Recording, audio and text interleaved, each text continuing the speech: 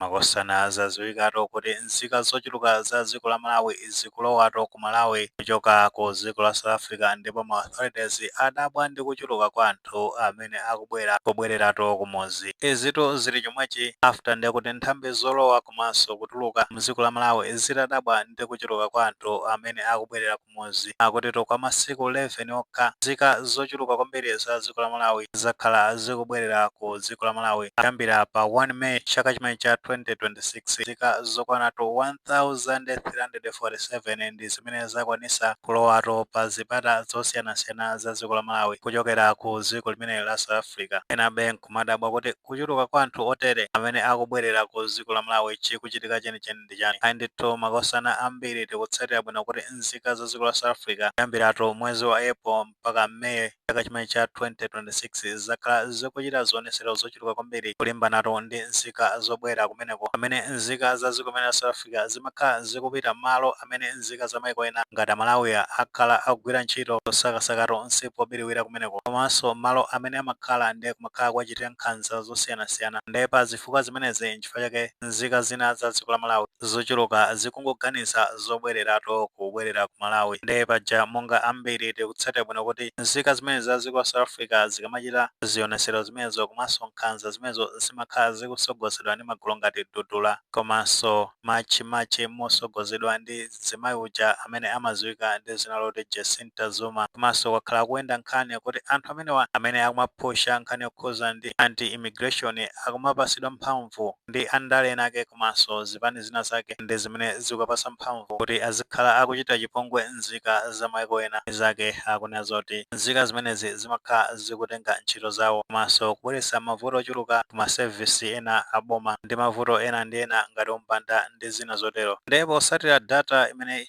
yachokatu ku nthambi imene ya immigration akunena zona kuti chipata cha Mwanza chokha ndikuti chapanga register nzika zochoka ku dziko la South Africa lowatu ku Malawi. Nzika za Malawi zimenezo zokwana 777 kuyambiratu pa 1 May chaka chimene cha 2026 zafika dzulo limenelo pa 11 May chaka chimene cha 2026. Ndipo amene amayankhulira chipata chimene cha Mwanza eno ndi a Sophie Chibenthu anasimikiza za nkhani imeneyi kuti nzika zochuluka zikubwerera ku Malawi kuthawatu nkhanza zimene akumana nazo ku dziko limene la South Africa. Naponso pa chipata cha Dedza amene amayankhulira chipata chimenechi eno ndi a William Kalanje anasimikizanso kuti kumeneko alandiranso nzika zochuluka kwambiri zochokatu ku dziko limene la South Africa masiku 11 than usual amene zimakhalira nthawi zonse. Nzika zochepa ndi zimene zimakhala zikubwera ku Malawi kuno chifukwa cha mavuto amene nzika zikukumana nazo ku dziko limene la South Africa. Nchifukwa chake akubwerera ku Malawi kunena zoti apanga rekodi anthu okwana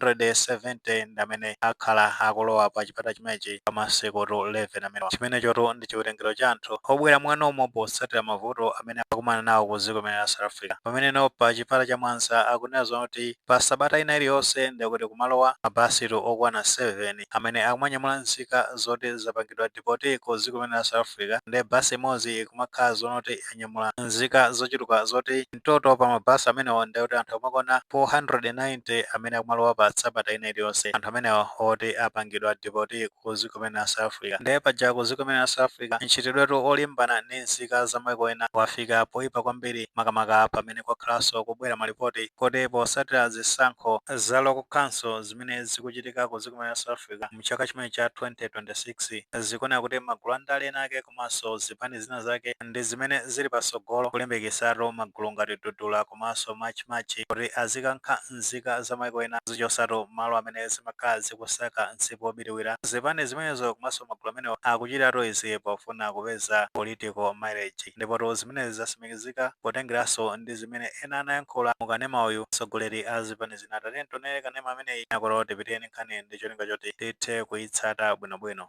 We have led the fight against illegal immigration every step of the way.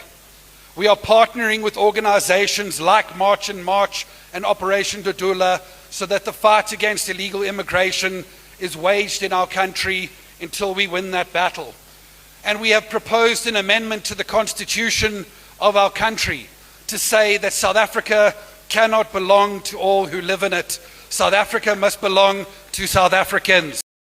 chabwino taona komanso tamva zimene zayankhulidwa mmenemo amene watu ndi ena mwa magulu amene akulimbikitsa nkhani yokhuzana ndi anti-immigration kapena kuti mchitidwe olimbana ndi nzika za maiko ena. Andi pamenepo tikatsata bwinobwino akunena zona kuti iwoto apanga mgwirizano ndi timagulu timeneti ta machimachi komanso tudula kufunatu kulimbana ndi nzika za maiko ena kuzichosatu malo amene zimakhala zikuthamanga kumapeza mchere kumeneko. Of course takhala tikutsata bwinobwino kuti no mmene zimakhalira kumeneko timagulu timeneti kulinso anthu ena ngati achina Ngwize Mchunu amene akhalanso akusogolera magulu amenewa ngamakatu zionetsero zimenezi zomwenso nzika za maiko ena kuonesa kusakondwa ndi mmene akuchitira achina Ngwize Mchunu. Ndi muja tinaona kuti nzika za maiko ena zomweno ndi zosadziwika zinapita kudera lina kumene kumadziwika zona kuti Mbumbulu chakummawa kwa Durban chako KwaZulu-Natal uko ndi kumene nzika za maiko ena zomweno sizikudziwika bwinobwino zinapitatu ku nyumba zimenezo. Konse nyumba zake ndi kuti zinali za laundi komanso zauzu atafika kumeneko akuti mkulu ameneyo kunalibe kandi kuti anapitanso kukasogolera zionetsero zimenezo. Ndi anthu okwiyawo nzika za maiko ena zokwiyazo zitafika kumeneko kufunsa kuona zoti kulibe pokwiyatu kuti sanampeze ndi pamene anapeza zoti angoyatsano moto nyumba zimenezo zinalipo of course zingapo za mauzu zozungulira ndi kuti china chonse chinapeza zoti chapsera momwemo. Izitu zikupereka uthenga kuti nzika za maiko ena nazonso zikuoneka kusakondwa chifukwa zimamulondola ku nyumba kwake mkulu ameneyi. Imenenso ndi uthenga kunena zona kuti akhala zoti amupeza ameneyi ndi kuti anakatha kumpanga zinthu zoopsa kwambiri. Andi mkulu ameneyi Ngwize Mchunu ndi ujayo ankampanga konfront ali kaka chinemba nokhuzana ndi mapepala okhaliratu ku dziko limene la South Africa. Mkulu ujayo Malawi ija